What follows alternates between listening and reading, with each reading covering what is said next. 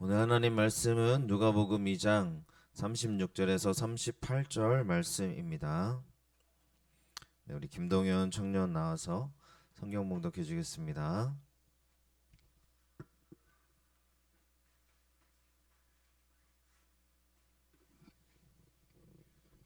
성경 봉독하겠습니다.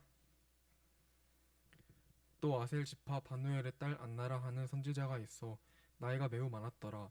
그가 결혼한 후 7해 동안 남편과 함께 살다가 과부가 되고 84세가 되었더라. 이 사람이 성전을 떠나지 아니하고 주야로 금식하며 기도함으로 섬기더니 마침 이때에 나와서 하나님께 감사하고 예루살렘의 성령을 바라는 모든 사람에게 그에 대하여 말하니라. 아멘.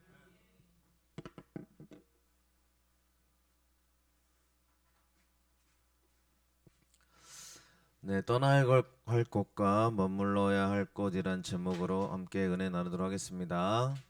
서로 인사하겠습니다. 축복합니다. 잘 오셨습니다. 축복합니다. 잘 오셨습니다. 축복합니다.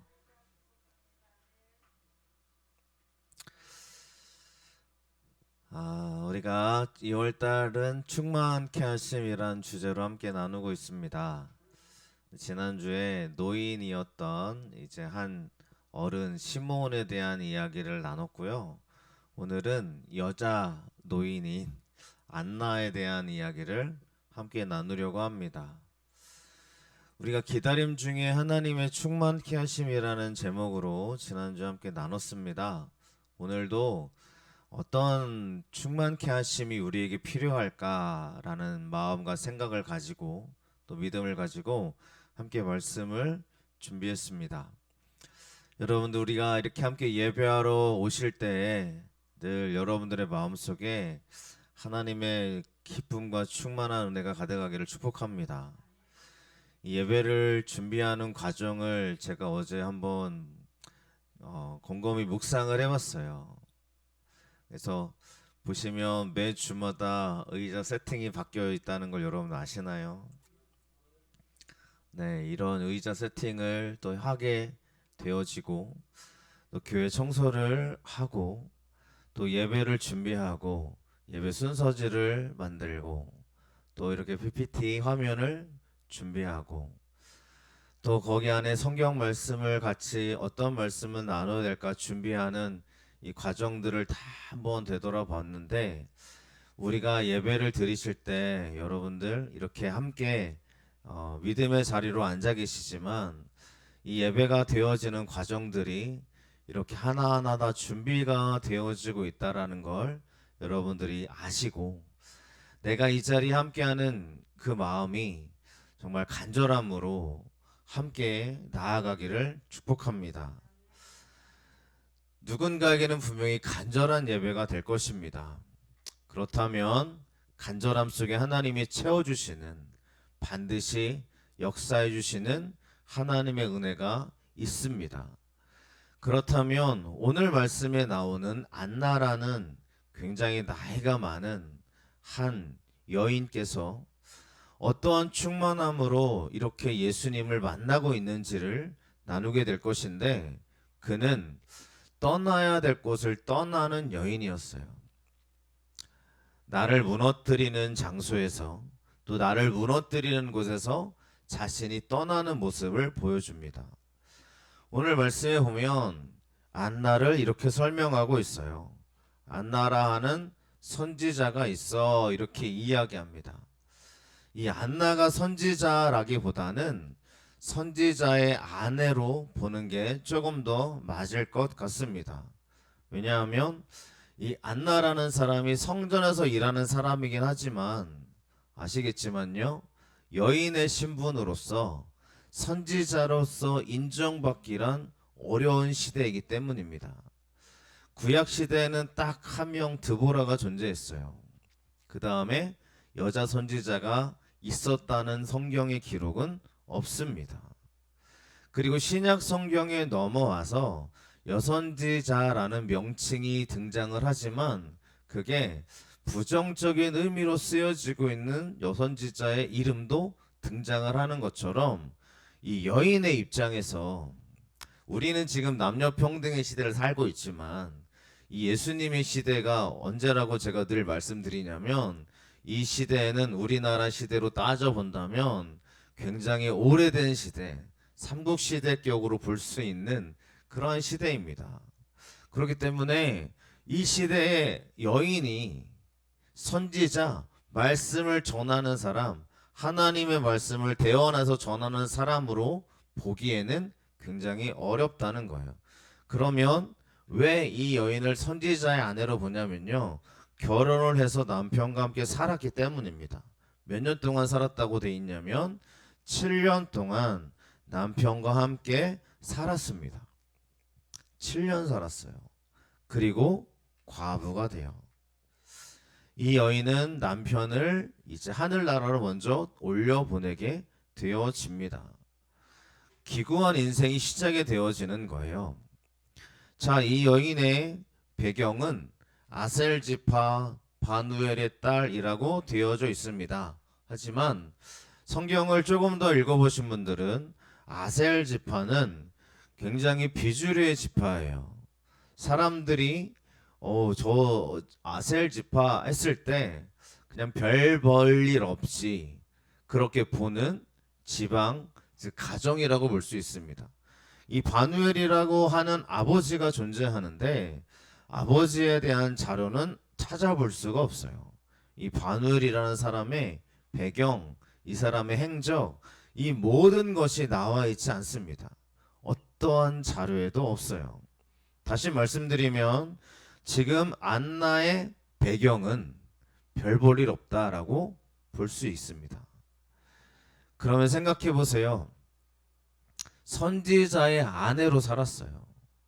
선지자의 아내라는 것은 선지자는 재물을 축적할 수 없을 뿐만 아니라 선지자나 하나님 말씀을 증거하고 대언하는 사람이기 때문에 이 사람들은 모든 것과, 즉 물질의 이러한 것과는 담을 쌓고 사는 사람이라고 이야기할 수 있습니다. 그러면 결혼했을 때 7년도 힘들었을 거예요. 먹고 살기가 쉽지 않았을 겁니다. 그런데 이제 남편이 죽었어요. 이게 얼마나 기구한 인생이겠어요. 우리는 이 남편과 아내에 대한 사별을 물론 경험하는 사람들도 있으시겠지만 우리가요, 이러한 사별의 충격과 아픔 속에서 벗어나기란 결코 쉽지 않다라는 걸 알 수 있을 것입니다. 지금도 이 목회자의 아내로서, 목회자로 올 수 있겠죠.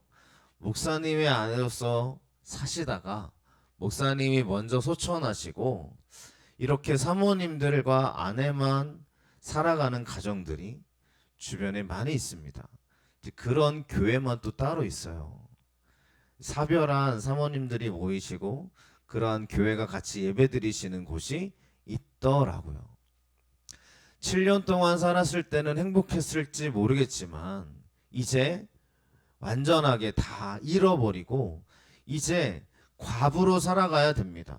그런데 과부로 살아가다 보면 우리가 생각할 수 없겠지만 이 당시의 문화를 정확하게 알 수는 없겠지만요, 많은 어려움을 겪을 수밖에 없을 거예요. 안나의 인생 중에 가장 기구한 인생이 펼쳐지게 되어지는 거죠. 어떤 사람이 그럽니다. 에스겔 말씀에 보면 아니 그래도 제사장의 과부는 다시 재혼할 수 있는 성경 말씀이 있지 않습니까? 라고 이야기해요. 에스겔서의 말씀에 보면 제사장이 장가를 들 때에는 과부나 이혼한 여인에게 장가 들지 말고 처녀에게 장가 들어야 되는데 그래도 혹시 제사장의 과부에게 마음이 들었다면 제사장의 과부에게는 그렇게 인연을 맺을 수 있다라는 성경의 구절이 있어요. 그러면 지금부터 이 제사장의 과부로서 즉 이렇게 과부가 되었지만 기회가 있는 거 아닙니까? 라고 생각하는 사람들도 있겠지만요, 이 당시에 과부는 하나님의 형벌을 받았다는 사회적인 인식이 있었기 때문에 이것조차 어려웠을 것이고 지금도 우리 문화 속에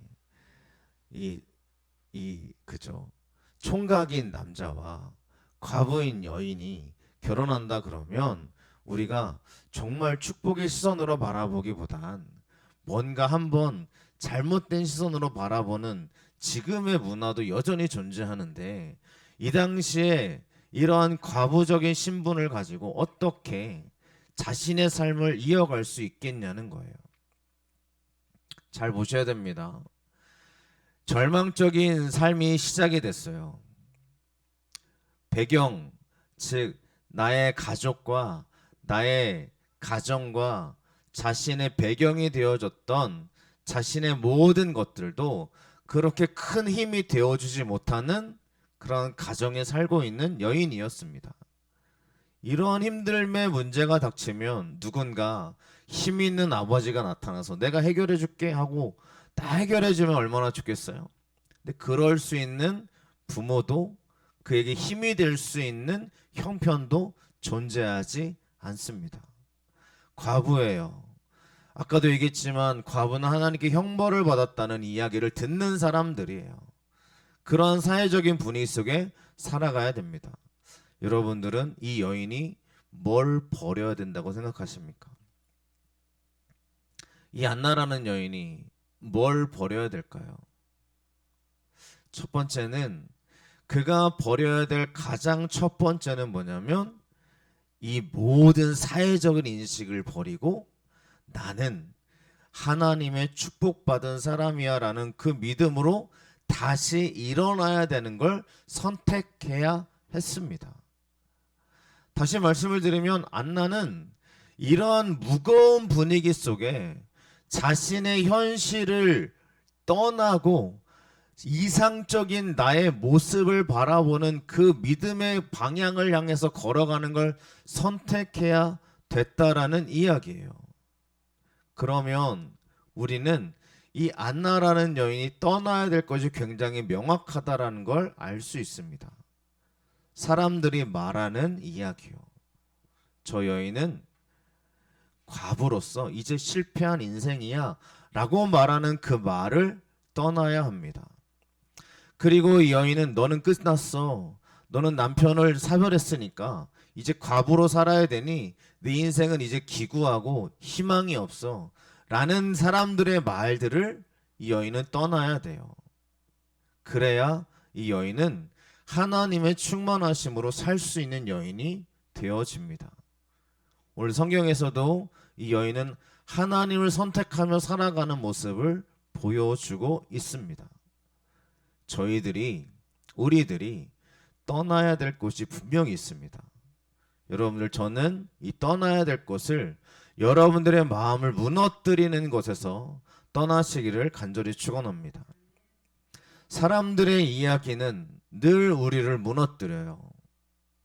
여러분들, 꼭 누군가의 만남 속에서 여러분들에게 힘이 되어주는 사람을 만나시기를 정말 축복드립니다. 우리 사람들은 만나면요, 이상하게 안 좋은 이야기를 많이 해요.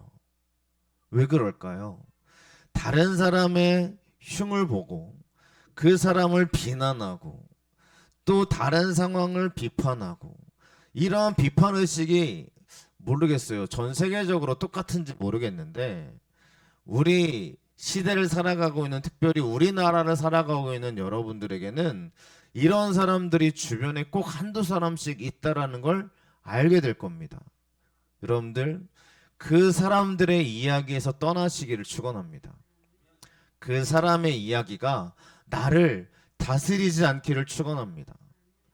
왜냐하면 그 이야기는 나를 세우는 이야기가 절대 아니에요. 그래서요, 축복의 이야기를 해줄 수 있는 사람을 만나세요.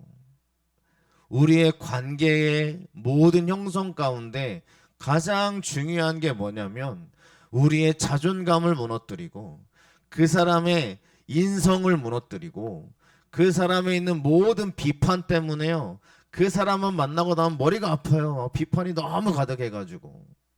그럼 여러분들, 정말 우리가 떠나야 될 것이 무엇이냐면 그러한 상황 가운데 여러분들에게 있는 나를 무너뜨리는 모든 상황들에서 우리의 마음을 떠나시기를 간절히 축원합니다. 하나의 예를 들 수 있겠지만 우리의 인생 가운데는 이미 여러분들이 많은 걸 경험해 오셨다고 저는 생각을 합니다. 제가 최근에 굉장히 저를 아껴주시는 한 권사님과 통화를 했어요. 이분과 통화를 할 때는 너무너무 감사한 것은 같이 믿음의 이야기로 같이 서로 격려를 해줍니다. 이분도 쉬운 인생을 살아가는 분이 아니거든요. 그런데 그분과 통화를 하다 보니까 또 제가 있었던 교회니까요. 그분이 저에게 물어보시는 거예요. 목사님 힘드시다면서요? 이렇게 물어보시는 거예요. 제가요? 제가요? 그랬더니 그러시는 거예요. 들리는 이야기에 보면 와, 목사님 너무 사는 게 힘드셔서 사모님이 일하신다는 소리를 들었어요. 그러시는 거예요. 그래서 제가 그랬어요. 우리 아내 일 안 해요. 그랬더니 그분이 그러는 거예요. 아니 목사님이 너무 사는 게 힘들어가지고 사모님이 막 일 나가셔가지고 목사님이 너무 힘들게 사신다는 이야기를 들었는데요. 그러는 거예요. 제가 알고 보니까 저랑 일면식도 없는 어떤 한 목사님이 저에 대한 이야기를 그렇게 하고 다닌다는 거예요. 제가 화가 났을까요? 안 났을까요? 이러한 이야기를 퍼뜨리고 다니는 저한테 일면식도 없어요. 만난 적도 없어요. 근데 그분이 저에게 그렇게 이야기를 하고 다닌다는 거예요. 제가 마음이 좀 상하고 약간 화가 났지만 제 마음속에 들려지는 이야기는 뭐 내가 그렇지 않은데 그 사람들이 그런 소문을 퍼뜨려 봐야 내가 안 그런데 나중에 알게 되면 그 사람 얼마나 창피할까? 오히려 그 사람이 불쌍해지는 거예요. 왜 그런 얘기를 하고 다닐까요? 그 사람의 마음속에 들어가 본 적이 없기 때문에 왜인지는 모르겠지만 그런 뭐 확인되지도 않은 소문을 퍼뜨리고 다니는 그 사람들 때문에 여러분들 마음이 상하지 않으시기를 축원합니다. 제가 사랑하는 굉장히 아꼈던 한 사람이 있어요. 굉장히 많은 걸 사주고 많은 걸 베풀어주고 기도를 많이 해줬어요. 그런데 그 사랑했던 그 사람으로부터 돌아오는 거는 굉장히 큰 아픔이었어요. 제가 정말 사랑했던 사람이거든요. 그러니까 이성이 아니라 사랑했던 성도예요. 그래서 제가 늘 챙겨주고 기도해주고 늘 응원해줬어요. 그 성도님 앞에서 단 한 번도 제가 안 좋은 소리를 해본 적이 없어요. 하나님이 너를 정말 축복해 주셔. 근데 그 성도님의 입에서는 나오는 저에 대한 이야기가 굉장히 실망스러운 이야기더라고요. 제가 그 이야기를 듣고 그런 거였어요. 아, 그 목사님이 대단히 좋은 목사님이긴 하지만 뭔가 선물을 드릴 정도는 아니에요. 뭐 이런 이야기였어요. 그래서 제가 그 이야기를 듣고 너무 마음이 상심이 컸어요. 어떻게 했을까요? 그 성도님 불러서 몇만 원짜리 음식을 사드리면서 정말 축복한다고, 하나님이 정말 함께 하신다고, 정말 당신의 길에 하나님의 축복이 많이 열리길 기도한다고 오히려 더 많이 베풀어 드렸어요. 그리고 지금까지도 저는 그분을 위해서 축복의 메시지를 합니다. 왜요? 저는 그게 저에게 돌아오는 축복이라고 믿어요. 여러분들 분명히 알아야 됩니다. 내가 떠나야 될 곳이 있어요. 내 마음을 무너뜨리고 이 안나라는 여인에게는 사람들이 그랬을 거예요. 너는 끝났어. 너를 봐봐. 너에게는 백도 없잖아. 너를 이렇게 이끌어줄 백도 없고 너에게 이끌어줄 남편도 이제 없어. 넌 혼자야. 보니까 자녀도 없는 것 같아요. 7년 동안 자녀가 없었다면 또 얼마나 고통이 심했겠어요. 이런 사람에게 사람들이 뭐라 할까요? 축복의 말을 해줄 리가 없습니다. 저주받은 사람이야. 저 사람은 굉장히 불행한 인생이야. 자녀도 없어. 남편도 먼저 갔어. 백도 없네. 저런 사람은 정말 오히려 하나님의 저주받은 사람이야 라는 이야기를 듣고 살았을 거예요. 이 남편이 죽고 난 다음에 맨날 그런 이야기 듣고 살았을 거예요. 그런데 여러분들, 이 안나라는 여인은 그 사람들의 평가와 이야기 속에 머물지 않습니다. 오히려 하나님께로 나아가는 여인의 삶을 보여줘요. 저와 여러분들이 뭐에 충만해야 되는지를 하나님이 보여주고 있는 말씀인 줄로 믿습니다. 여러분들, 사람들의 이야기 속에 매몰되지 않으시길 축복합니다. 분명히 부탁드리고 간절히 외치는 것은, 여러분들은 사람들이 이야기하는 그 안 좋은 이야기의 대상자가 아니라는 거예요. 왜냐하면 하나님은 여러분들을 축복하신다고 하고 있거든요. 하나님은 여러분들을 너무 사랑하신다고 하고 있거든요. 내가 떠나야 될 곳은 바로 그들의 비판과 시선이지 하나님의 말씀에서 떠나지 않으시기를 간절히 축원합니다. 그러면 내가 머물러야 될 곳이 있어요. 떠나야 될 곳이 있고 머물러야 될 곳이 있습니다. 어디에 머물러야 될까요?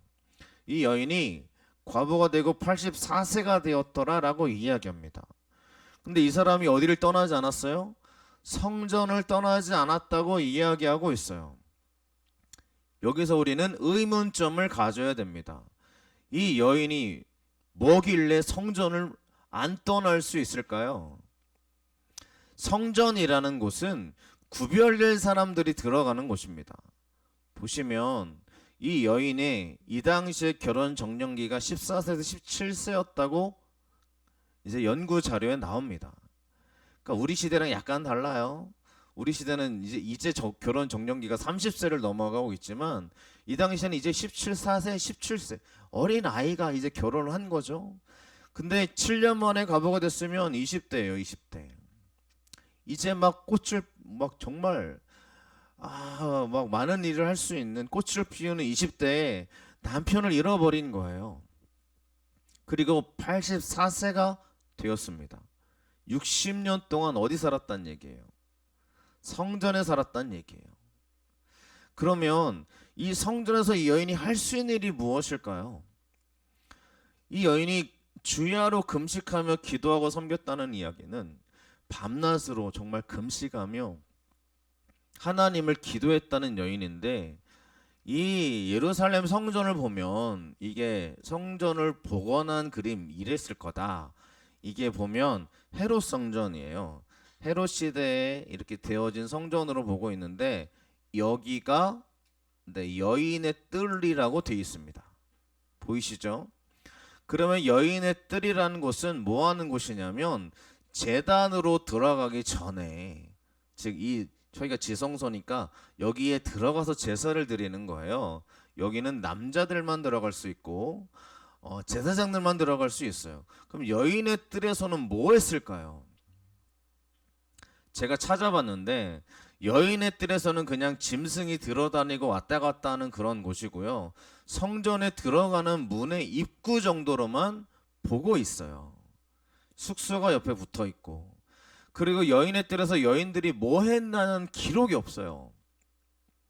오히려 뭐 사무엘 시대에 가면 사무엘이 선지자가 되기 전에 그 엘리 제사장들의 두 아들이 이 성전에서 수종드는 여인들과 그 나쁜 짓을 범해가지고 그들이 심판받잖아요. 그러니까 수종드는 여인들이 등장하지만 여인의 뜰에서 이 한나라는 여인이 뭔가 큰 일을 했을 거다라고 볼 수 있는 자료가 하나도 없어요. 그렇기 때문에 이 한나가 했던 일들은 그냥 명확하지 않은, 어쩌면 시중드는 일, 이 정도입니다. 중요한 일이 아닌 거예요. 그러면 시중드는 일을 지금 과부가 하고 있습니다. 이 여인의 뜰에 들어가서 성전에서 시중드는 여인들은 특별히 더 구별됐어야 됐습니다. 그런데 선지자의 아내로 살아왔으니 아마도 이 여인의 뜰에서 일하는데 크게 걸림은 없었겠지만 사람들이 뭐라고 받겠어요. 이 안나를 볼 때요, 60년 동안 이 성전에서 일하고 있는 안나를 여러분 어떤 시선으로 볼 수 있겠습니까? 잘 보세요. 중요한 위치를 차지하고 있는 여인이 아니에요. 근데 성전에 여전히 머물러 있어요. 주야로 금식하고 기도하고 있어요. 이 여인을 바라본 사람들이 뭐라고 했을 것 같습니까? 아니요, 지금도 그러잖아요. 지금도 교회에서 우리가 아주 작은 일을 맡고 있고, 그 교회도 중요한 인물이 아니고, 모든 교회가 다 똑같은 건 아니겠지만 정말 우리가 경험해 왔던, 그렇죠? 그러한 삶의 모습들을 보면 중요한 일을 하고 있지 않은 사람들에게 사람들이 시선을 두지 않습니다. 그냥 열심히 하시는 분 아마 요 정도로만 생각하고 있지 않았을까요? 그런데 이 여인에게 이 한나라는 여인이 늘 했던 것이 뭐냐면 금식하고 기도하며 섬기는 일을 하고 있는 거죠. 이 여인에게는 뭐가 중요한 거예요? 내가 작은 일을 하고 내가 많은 사람들이 알아주지 않는 일을 내가 맡았다 할지라도 이 여인이 머물러 있는 것은 하나님 앞에 최선을 다하고 있는 모습을 보여주고 있습니다. 하나님 앞에 최선을 다하고 있는 모습. 이 여인이 머물러야 될 곳이 어디였냐면 하나님 앞에 있는 자신의 모습으로 하나님께 영광 돌리는 모습으로 남아있는 거예요. 저희들에게 필요한 것이 분명히 있습니다. 우리는 어딘가 굉장히 중요한 사람이 되고 싶어 하지만 하나님은 딱 한 가지 보시는 줄로 믿습니다. 정말 하나님 안에 머물러 있느냐, 그리고 정말 하나님 앞에 최선을 다하고 있느냐. 주님이 저와 여러분들에게 이거 보시지 않을까요? 이 말씀을 보시지 않을까요?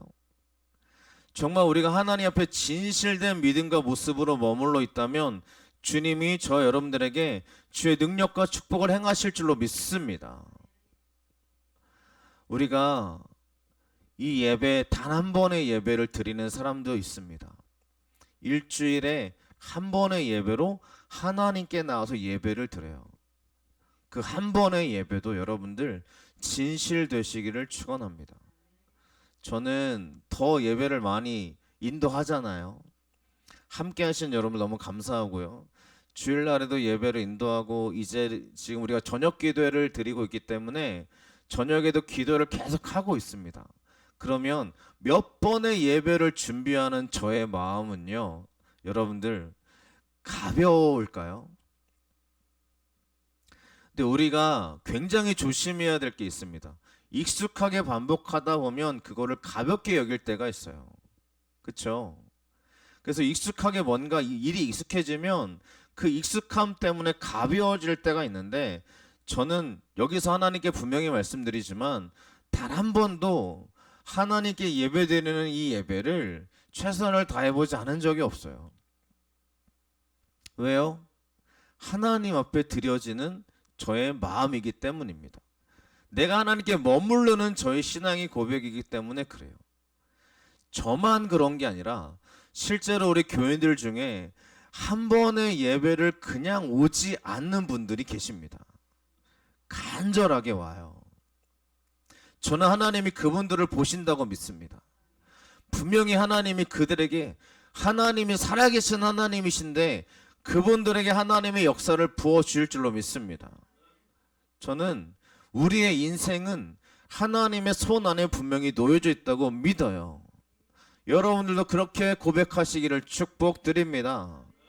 이 여인이 하나님께 머물러 있을 때 어떤 일이 일어나냐면, 이때에 시므온이 예수를 만났을 때에 하나님께 나와 감사하고 예루살렘의 속량을 바라는 모든 사람에게 말하니라 라고 이야기하고 있어요. 자, 우리는 여기서 이 여인의 영향력이 얼마나 대단한지를 봅니다.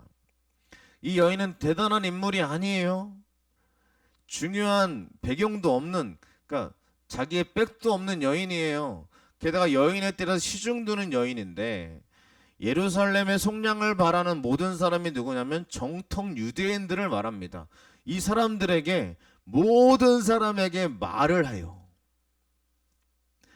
이거는요, 이 여인이 모든 사람에게 말할 수 있는 그러한 인정을 받는 사람이라는 걸 말해주고 있어요. 얼마나 열심히 살았으면, 얼마나 진짜였으면 정통 유대인들이 안나 저 여인이 하는 말은 들어야 돼 라고 생각하고 있는 거예요. 우리는 지금의 시대를 살아가고 있는 우리 많은 사람들에게 있어서 우리가 버려야 될 것이 무엇이냐면 흙수저, 금수저 뭐 이런 것들이라고 저는 생각합니다. 우리 시대를 살아가는 사람들에게는 수저가 중요한 것 같습니다. 옛날 이야기일 수 있겠지만 이제는 그렇지 않다고 생각하지만 이게 은연중에 우리 가운데 들어와서 우리를 굉장히 괴롭혀요. 제가 뭐 좋아하는 사람은 절대 아니지만 어떤 한 분이 그러시더라고요. 목사님이신데 나는 우리 아빠가 목사님이 아니어가지고 우리 아빠는 그냥 이름 없는 힘 없는 장로님이어서 나는 내 목회에 큰 도움을 못 받아. 뭐 이러시는 분들이 계세요. 자기는 백이 없대요. 그러면 뭐 그 하나님의 백은 어디 간 거죠, 그죠? 하나님이 진짜 나의 하나님이시고 유일하신 분이시라고 말할 수 있는 사람이어야 되는데 뭐 이렇게 백이 중요해요. 뭐가 이렇게 우리 가운데 힘을 바라는 거예요. 우리가 예수님 앞에 하나님 앞에 진짜가 되시기를 축원합니다. 이 안나가 이야기를 시작하니까 모든 사람이 들어줬다고 말하는 것처럼 이 여인에게 있는 말은 힘 있는 말이었어요. 그런데 이 여인이요, 이 말하니라라는 단어를 보니까 귀신 말 못하는 사람이 말하거늘 이라고 하는 이 말과 같은 의미로 쓰여져요. 그렇다면 안나라는 여인은 함부로 말하는 여인이 아니었음을 압니다. 이 여인이 하는 말은 진짜 하나님의 말씀과 예수님에 대한 기쁨의 말을 전하는 여인이었지 함부로 말하는 사람이 아니었다는 걸 분명히 이야기해주고 있습니다. 저는 여기서 우리 가운데 주시는 하나님의 은혜의 말씀이 있다고 믿습니다. 여러분들, 우리가 하는 말이 하나님이 기뻐하는 말들이 되시기를 축복합니다. 함부로 말하지 않기를 간절히 축원합니다. 그래서요, 특별히 가까운 사람일수록 함부로 말하면 안 되는 거예요. 그죠? 그죠? 저도 우리 아이들이 보고 있기 때문에 거짓말을 할 수 없죠. 우리 아이들이 보고 있기 때문에 제가 우리 아이들에게 늘 축복의 말만 해주지를 못합니다. 사람이니까 뭐 화가 나면 그게 나가잖아요.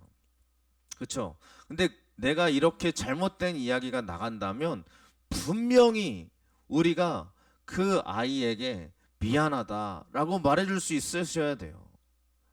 왜냐하면 우리의 말이 그 한 사람을 살리기도 하고 그 한 사람을 변화시키기도 하기 때문인 줄로 믿습니다. 그래서요, 우리의 말과 이 고백을 통해서 하나님의 축복의 메시지가 바로 여러분들에게 흘러 들어가기를 축복드립니다.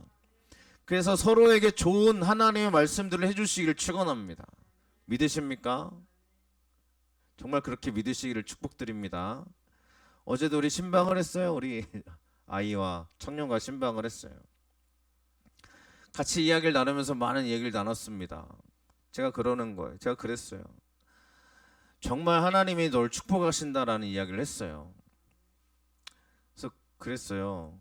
이 이야기를 1년 전에만 먼저 네가 들었어 얼마나 좋았을까 라는 이야기를 했습니다. 왜냐하면 실제로 이런 축복의 메시지를 그동안 못 들었을 거잖아요. 그러면서 우리가 서로 얘기 나눈 게 있어요. 아니다, 작년에 만났으면 아마 네가 내 얘기를 안 들었을 수도 있겠다. 그러면서 지금 만났으니까 내 얘기를 잘 듣는 게 아닐까라고 하면서 본인도 감사하다고. 이제 하나님이 그의 길을 열어주실 줄로 믿습니다. 하나님의 말씀이 우리에게 힘이 되고 능력이 됩니다. 그래서 우리의 말을 온전하게 해주시기를 축복드립니다. 우리 허락을 맡았는데 우리 지난주 신방했던 우리 동현이의 말씀입니다. 네, 좋죠. 여호와로 인하여 기뻐하는 것이 너희의 힘이니라 라는 말씀이에요. 근데 이 말씀만 딱 보면 그래, 하나님께 기뻐하나 보다 하는데 이 말씀을 전체 말씀을 찾아보니까 이런 거예요. 같이 읽어보겠습니다. 느헤미야가 또 그들에게 이르기를 너희는 가서 살찐 것을 먹고 단 것을 마시되 준비하지 못한 자에게는 나누어 주라. 이날은 우리 주의 성일이니 근심하지 말라. 여호와로 인하여 기뻐하는 것이 너희 힘이니라 하고. 아멘. 전체적인 말씀을 열어줬더니 네, 살찐 것을 먹고 단 것을 마셔라. 이 느헤미야가 왜 이런 말씀을 하냐면 성벽을 건축하는데 가장 도와줘야 될 같은 민족인 사람들이 방해를 하는 거예요. 성벽을 건축하지 못하게 막 계략을 꾸미고 방해하는 거예요. 그래서 이 느헤미야가 거기 모여 있는 사람들에게 걱정하지 마라. 근심하지 말고 먹고 힘을 내서 성벽을 건축하고 하나님을 기뻐하자, 이런 말씀이에요. 그래서 동현이 그래도 설명을 드렸어요. 네가 새로운 곳에 직장을 펼치면서 어쩌면 가장 너의 편이 되어줄 사람들이 너를 힘들게 하고 괴로울 수 있다. 근심하지 마라. 너에게 하나님이 오히려 하나님을 열어주실 거다라고 말을 하면서 이렇게 얘기를 나눴어요. 또 우리 동현이가 얼마나 유쾌한지, 그래요, 살찐 것을 많이 먹겠습니다. 너무 유쾌한 친구예요. 너무 감사해요. 그래서 이런 이야기를 나누면서 하나님의 이야기를 나누면서요, 보세요, 누군가는 놀릴 수 있을 거예요. 근데 우리는 그 밑에 절을 분명히 알아야 됩니다. 하나님의 말씀으로 힘을 줘야 되는 거예요. 많이 먹으면 야, 이렇게 많이 먹냐, 이게 아니라 그래, 네가 많이 먹고 하나님을 기뻐하는 사람이 되라. 이게 힘이 되는 말씀인 거예요. 그러니까 여러분들, 하나님의 말씀으로 옆 사람을 공격하지 마세요. 하나님 말씀은 세우는 말씀인 거예요. 야, 하나님 말씀 이렇게 했으니까 너 나한테 이렇게 하지 마시고요. 하나님 말씀으로 축복하시는 여러분 되시기를 축복드립니다. 우리 어제 함께 나눈 우리 보정이의 말씀입니다. 왜냐면 다시 뽑았어요. 네, 말씀이 육신이 되어 우리 가운데 거하심에 하나님이 함께 하신다는 말씀이거든요. 내가 맨날 얘기했어요. 하나님 너 함께 하셔. 너를 얼마나 사랑하시는지 몰라. 맨날 얘기했는데 말씀이 이 말씀인 거예요. 하나님이 너와 함께 하겠다는 말씀을 주시는 거예요. 그래서 올 한 해 동안 하나님 어떻게 영광을 돌릴 수 있는지, 어떤 은혜가 있는지 좀 기도하자라고 말하면서 이제 이 친구가 이제 공부하러 올라가기 때문에 제가 그랬어요. 내가 1년 동안 널 위해 기도하겠다. 그랬죠. 엄마도 아마 기도할 거다. 작년에는 널 위해 기도한 사람이 없었을지 모르겠지만 올해는 다르다. 널 위해 기도한 사람이 많이 있다 라고 하면서 하나님이 함께 할 거다라고 같이 얘기를 나눴는데, 저는 우리가 서로에게 해주시는 말씀들이, 우리가 하는 말이 정말 하나님의 말씀으로 힘이 되시기를 축복드립니다. 저는 그게 우리를 세워가는 말씀이라고 믿습니다. 똑같은 상황을 갖고 안 좋게 하는 사람들이 있습니다. 근심을 불어넣어주는 사람들이 있어요. 이 상황 가운데 분명히 근심거리가 있어요. 그래서 야, 너 큰일 났다. 야, 너 이렇게 되면 이렇게 될 거야. 그래서 앞으로 이런 일이 벌어질 거야. 너 큰일 났어. 어떡할래? 근데 정말 그렇게 되는 것 같아요. 근데 그런 사람들이 있고요. 반대인 사람이 있어요. 그렇지만 아니야. 결코 그렇게 되지 않을 거야. 네가 진심이고 하나님께 기도하고 진짜 매달리고 있는데 하나님이 널 가만두시겠어? 분명히 널 인도해 주실 거야. 여러분들, 우리가 내 마음을 근심하게 하고 나를 무너뜨리는 것에서 떠나시고 하나님이 나를 축복하는 자리에 거하시기를 축원합니다. 이게 우리의 2월달 한 달 동안 충만하게 하시는 하나님의 은혜인 줄로 믿습니다. 안나라는 여인, 굉장히 연약한 여인이고 아무것도 가진 것 없고 빼고 없는 여인이지만 그가 하나님 앞에 머물렀을 때 하나님이 그 여인을 통해서 하나님 말씀의 뜻을 이루어 가셨던 것처럼 저 여러분들이 주님 앞에 머물 때 큰 은혜와 축복이 일어나게 될 줄로 믿습니다. 이 은혜가 여러분들이 충만하시기를 간절히 축원합니다. 기도하겠습니다.